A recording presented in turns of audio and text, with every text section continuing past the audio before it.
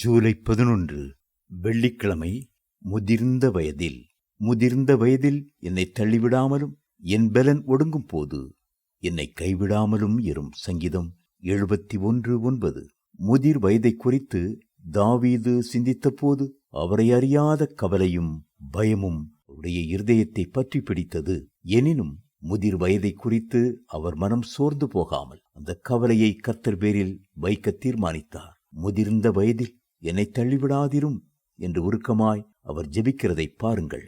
Oswald Smith என்ற தேவ ஊழியர் கர்த்தருக்காக வல்லமையாக ஊழியம் செய்தார். அவர் ஒரு பெரிய ஆலயத்தை கட்டினார்.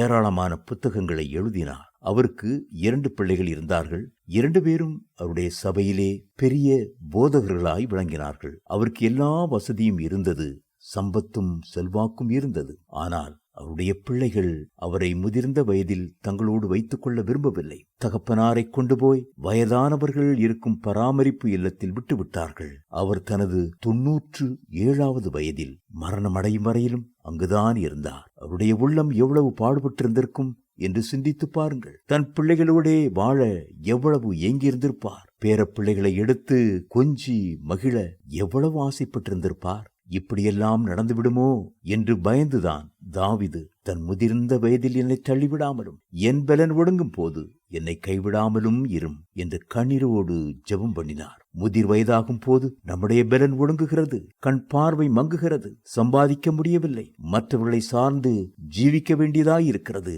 அந்த வேளையில் நம்முடைய பலவீனத்தையும் திக்கற்ற நிலைமையையும் பயன்படுத்தி யாராவது நம்மை ஒடுக்கிவிட்டால் அல்லது புண்படுகிற வார்த்தைகளை கூறிவிட்டால் மனம் சோர்ந்து போய்விடுகிறது.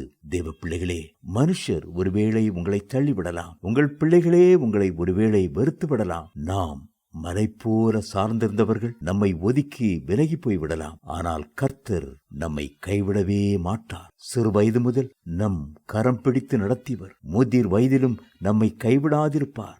இதுவரை நம்மை சுமந்தவர் இன்னமும் சுமப்பார், இன்னமும் அரவணைப்பார், இன்னமும் பாதுகாப்பார். தேவ பிள்ளைகளே, முதிர் வயதிலும் கர்த்தருக்கு பணி செய்யும்படி நீங்கள் தீர்மானிப்பீர்கள் என்றால் உங்களை உயிர்ப்பித்து கடைசி மூச்சு இருக்கும் வரையிலும் ஆண்டவருக்கு ஊழியம் செய்யும்படி உங்களை பலப்படுத்த அவர் போதுமானவராயிருக்கிறார். இப்போதும் தேவனே, இந்த சந்ததிக்கு உமது வல்லமையையும் வரப்புகிற யாவருக்கும் உமது பராக்கிரமத்தையும் நான் அறிவிக்கும் அளவும் முதிர் வயதும் நரைமயிரும் உள்ளவனாகும் வரைக்கும் என்னை கைவிடீராக. சங்கீதம் 71:18.